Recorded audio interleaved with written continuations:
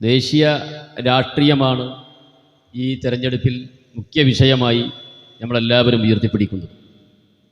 അതോടൊപ്പം തന്നെ ഇവിടെ നിന്ന് തിരഞ്ഞെടുക്കപ്പെട്ട പാർലമെൻറ്റ് മെമ്പർമാർ കഴിഞ്ഞ കാലങ്ങളിൽ അവരുടെ മണ്ഡലങ്ങളിൽ നടത്തിയ വികസന പ്രവർത്തനങ്ങൾ എന്താണ് എന്ന് കൂടി ജനങ്ങളോട് നമുക്ക് പറയാൻ സാധിക്കണം.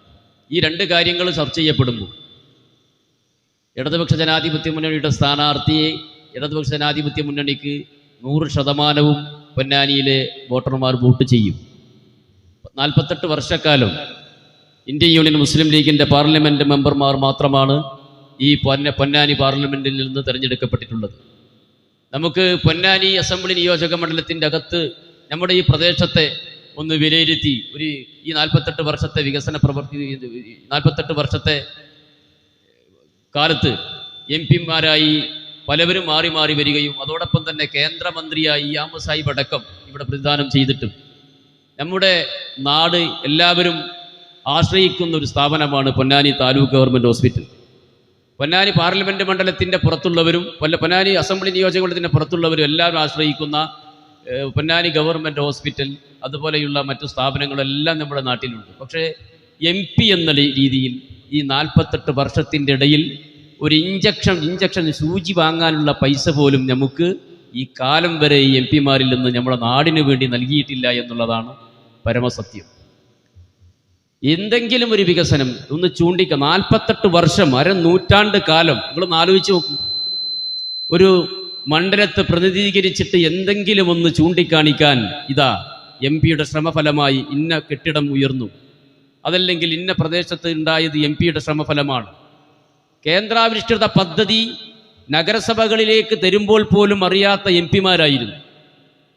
കേന്ദ്രാവിഷ്കൃത പദ്ധതികൾ നഗരസഭ വഴി നടത്താൻ വേണ്ടി ഫണ്ട് അനുവദിക്കപ്പെടുമ്പോൾ ആ പദ്ധതിയുടെ ഉദ്ഘാടനം നടക്കുമ്പോൾ മാത്രമാണ് MP ഇങ്ങനൊരു ഫണ്ട് ഈ നഗരസഭയിലേക്ക് നൽകിയിട്ടുണ്ട് എന്നറിയുന്നത്. അത്രമാത്രം അശ്രദ്ധയോടുകൂടിയാണ് 48 വർഷം MP-മാർ നമ്മുടെ നാടിനെ കൊണ്ടുപോയത്. അപ്പം അതുകൊണ്ട് ഒരു കാര്യം നമ്മളത് ജനങ്ങളോട് പറയണം. മറ്റൊന്ന്, എന്തിനായിരുന്നു മുസ്ലിം ലീഗിനെ പാർലമെൻറ്റിലേക്ക് തെരഞ്ഞെടുത്തിരുന്നത്? മുസ്ലിം ലീഗ് പാർലമെൻറ്റ് മെമ്പർമാരെ പറഞ്ഞയക്കുന്നത് അവിടെ മുസ്ലിങ്ങൾക്ക് വേണ്ടി ശബ്ദമുയർത്താനാണ്.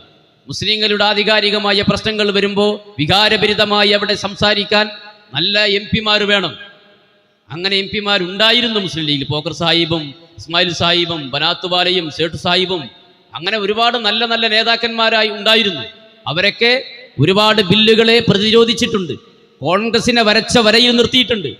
ഒരു ഘട്ടത്തിൽ ബനാത്തുവാല അവതരിപ്പിക്കാൻ പോകുന്ന ബില്ലിന് എതിരായി കോൺഗ്രസ് വോട്ട് ചെയ്യുമെന്ന് പറഞ്ഞപ്പോൾ ബനാത്തുവാല കേരളത്തിലെ അന്നത്തെ കോൺഗ്രസിന്റെ പ്രമുഖനായ നേതാവ് K. കരുണാകരനെ വന്ന് കണ്ടിട്ട് പറഞ്ഞു, ഞാൻ അവതരിപ്പിക്കുന്ന ബില്ല് ഇന്ത്യൻ പാർലമെന്റിൽ പരാജയപ്പെട്ടാൽ കോൺഗ്രസുമായി മുസ്ലിം ലീഗിന്റെ കേരളത്തിലുള്ള ബന്ധം വിച്ഛേദിക്കാൻ ഞാൻ ആവശ്യപ്പെടുമെന്ന് ബനാത്തുവാല അന്ന് കരുണാകരനോട് പോയി പറഞ്ഞു.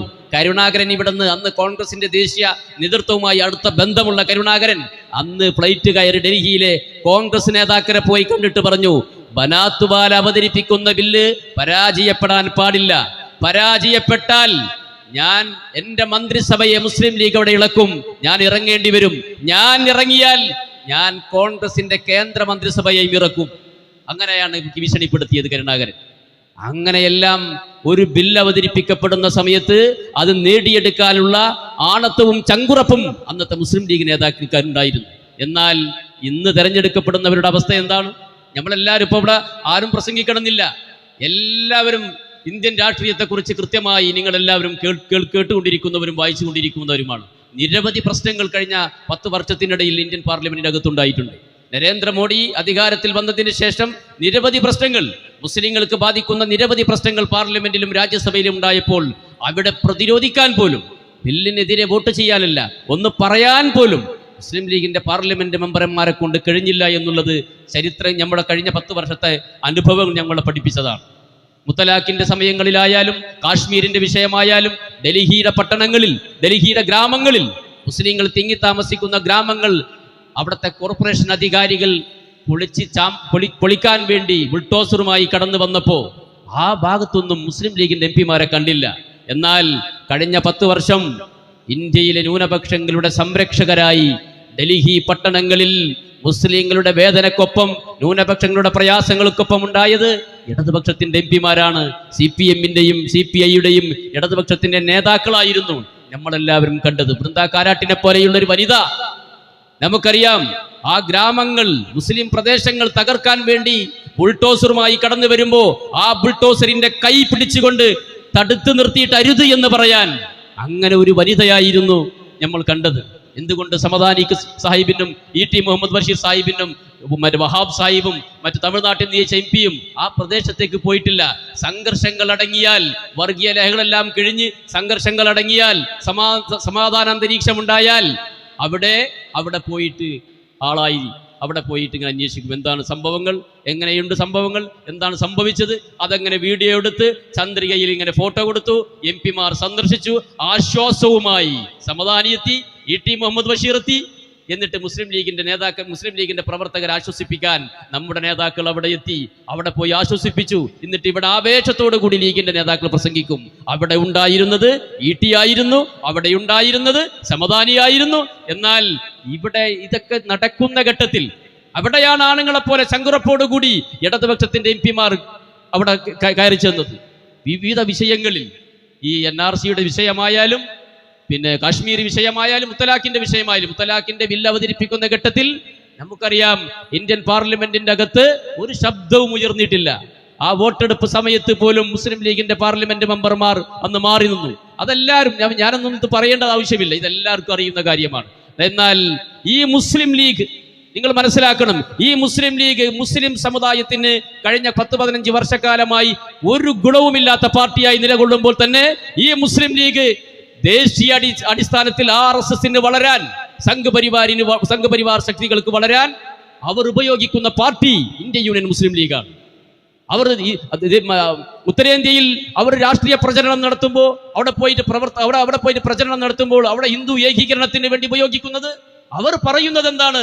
അവിടുത്തെ BJP നേതാക്കൾ പറയുന്നത്, മുസ്ലിം ഭൂരിപക്ഷ പ്രദേശത്ത്, കേരളത്തിലെ മലപ്പുറം ജില്ലയിൽ മുസ്ലിം ഭൂരിപക്ഷ പ്രദേശത്ത് മുസ്ലിം ലീഗ് എന്ന് പറയുന്ന രാഷ്ട്രീയ പാർട്ടിയെയാണ് അവിടുത്തെ വോട്ടർമാർ വോട്ട് ചെയ്ത് വിജയിപ്പിക്കുന്നത്.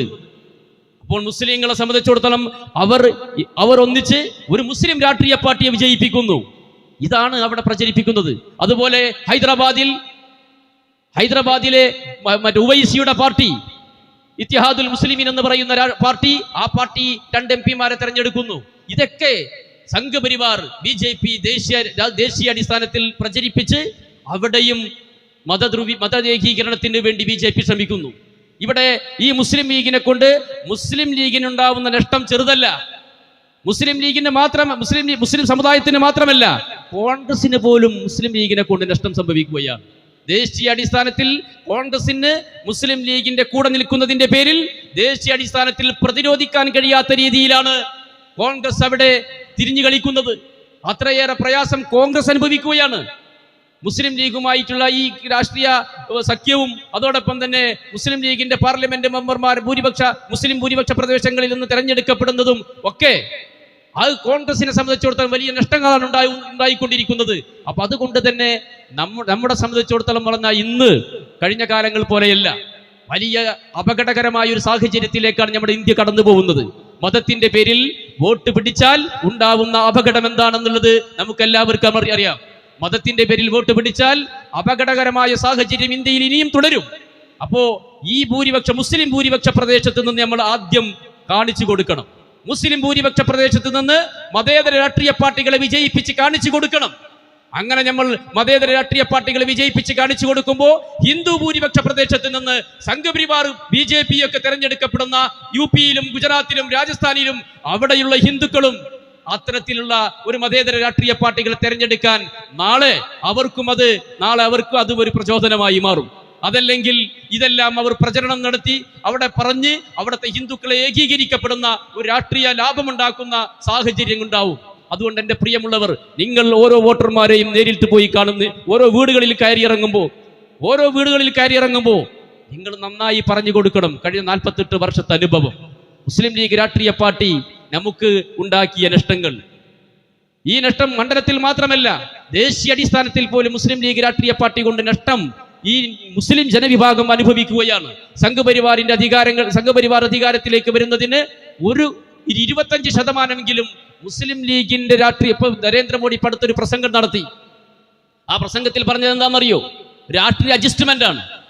പ്രസംഗത്തിൽ പറഞ്ഞത് മുസ്ലിം ലീഗിന്റെ 2 പാർലമെന്റ് മെമ്പർമാരാണ് ലോകസഭയിൽ എനിക്ക് വലിയ തലവേദന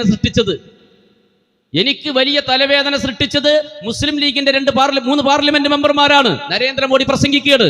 എന്തിനു വേണ്ടിയാണ് ഈ മുസ്ലിം ലീഗിന്റെ പാർലമെന്റ് മെമ്പർമാരെ ഈ വീഡിയോകളും ഈ കാര്യങ്ങളൊക്കെ പറഞ്ഞ് വീണ്ടും മുസ്ലിം ലീഗിനെ ഇതൊക്കെ പറഞ്ഞ് നരേന്ദ്രമോദിക്ക് ഒരു ഭീഷണി, ലീഗിന്റെ എംപിമാരാണെന്നൊക്കെ പറഞ്ഞ് ഇവിടുത്തെ വോട്ടുകൾ ഇനിയും മുസ്ലിം ലീഗിന് ചെയ്ത് മുസ്ലിം ലീഗിന്റെ എംപിമാരെ ഇനിയും ഇവിടുന്ന് ഉണ്ടാവണം. അതാണ് അവർ ഉദ്ദേശിക്കുന്നത്.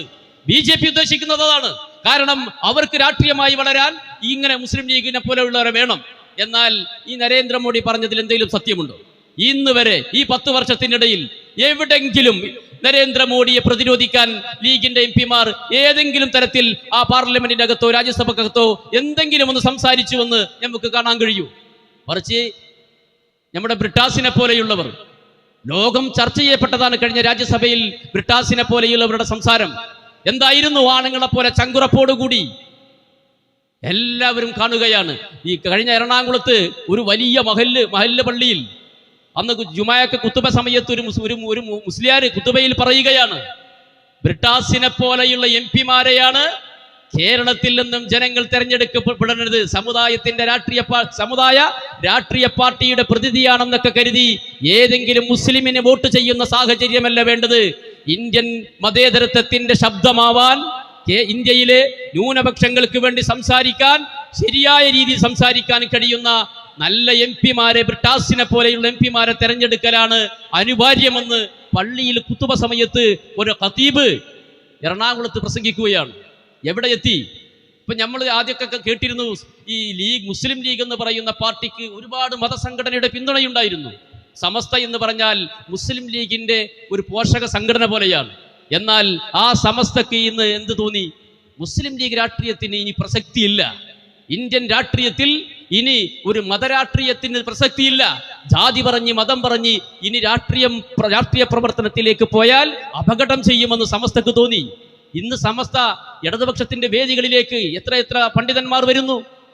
എല്ലാ പണ്ഡിതന്മാരും പണ്ടൊക്കെ സമസ്തയുടെ നേതാക്കന്മാരെ CPM-ന്റെ പരിപാടിയിലേക്ക് വിളിച്ചാൽ, ഏതെങ്കിലും പൊതുവായ ഒരു കാര്യങ്ങളിലേക്ക് വിളിച്ചാൽ മാറിപ്പോവും, ലീഗ് ഭീഷണിപ്പെടുത്തും. അങ്ങനെയുള്ള ഘട്ടങ്ങളിൽ നിന്ന് മാറി ഇടതുപക്ഷമാണ് ഇന്ത്യയിലെ ന്യൂനപക്ഷങ്ങൾക്ക് സംരക്ഷണം ഒരുക്കാൻ കഴിയുന്നവർ എന്ന് അവർക്ക് ബോധ്യപ്പെട്ടു.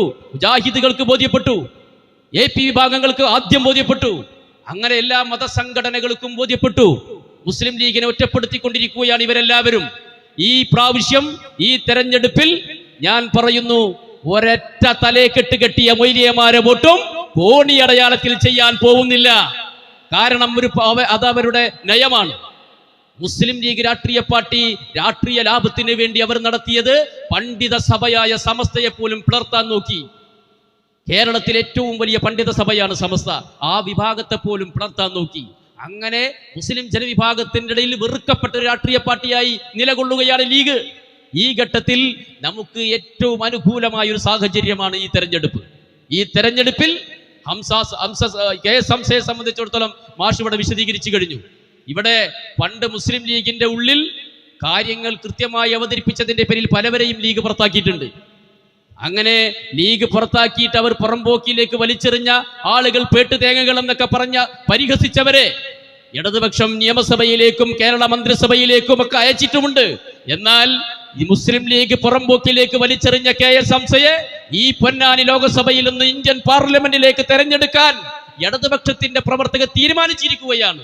തീർച്ചയായും ഹംസയെ പോലെയുള്ള അധാർമികതക്കെതിരെ ലീഗിന്റെ നേതൃത്വത്തോട് വിരൽ ചൂണ്ടി സംസാരിച്ചതിന്റെ പേരിൽ പാണക്കാട് സയ്യിദ് ഹൈദർ അലി ശിഹാബ് തങ്ങൾ, ആ മഹാനായ മനുഷ്യൻ പൊട്ടിക്കരഞ്ഞാണ് ഈ ലോകത്തോട് ഇവിടെ പറഞ്ഞു പോയത്. അദ്ദേഹത്തിന്റെ മകൻ മുഈൻ അലി ശിഹാബ് തങ്ങൾ, എന്റെ പിതാവ് ഒരുപാട് ദുരിതം അനുഭവിച്ചിട്ടുണ്ട്, പ്രയാസം അനുഭവിച്ചിട്ടുണ്ട് എന്ന് സമൂഹത്തോട് പത്രങ്ങളോട് വന്ന് പറഞ്ഞു.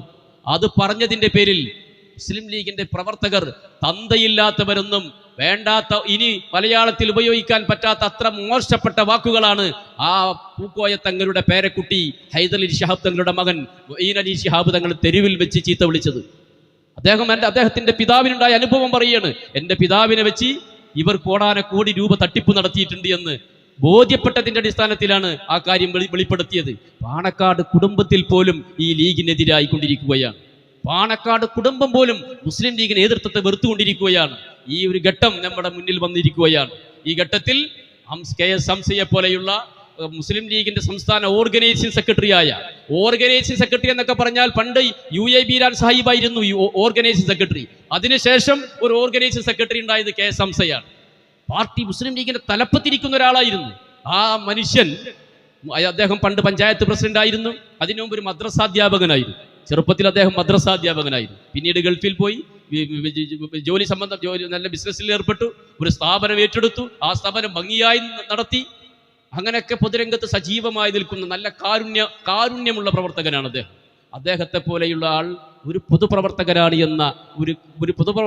എന്നും രാഷ്ട്രീയ രംഗത്ത് കാലങ്ങളായി പ്രവർത്തിക്കുന്ന ഒരാൾ എന്ന ഒരു പരിഗണന ഇടതുപക്ഷ ജനാധിപത്യം നൽകി. മറിച്ച് രാഷ്ട്രീയ രംഗത്തില്ലാത്ത ഒരാളല്ല, അല്ലെങ്കിൽ ഏതെങ്കിലും ഒരു മതത്തിന്റെ പണ്ഡിതനെ പിടിച്ചു നിർത്തിയതല്ല, രാഷ്ട്രീയ രംഗത്തുള്ള ആളായിരുന്നു.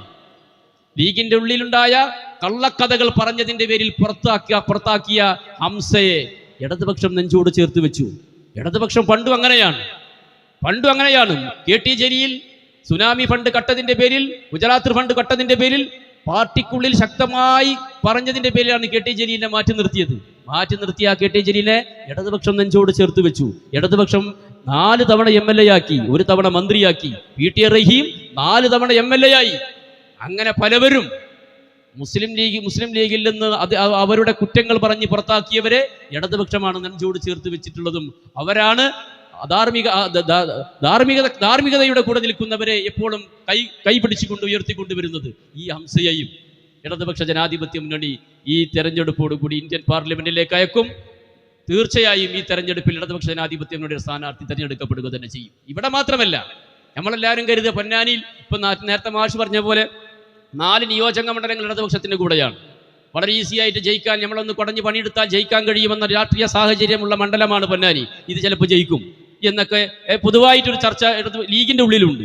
പക്ഷേ മലപ്പുറം എന്ന ഉരുക്കു കോട്ട പോലും ഈ പാർലമെന്റ് തെരഞ്ഞെടുപ്പിൽ ഒരു പക്ഷേ ഇടതുപക്ഷത്തിന്റെ സ്ഥാനാർത്ഥി ജയിക്കാൻ പോകുന്ന രാഷ്ട്രീയ സാഹചര്യം ഉണ്ടായിട്ടുണ്ട്.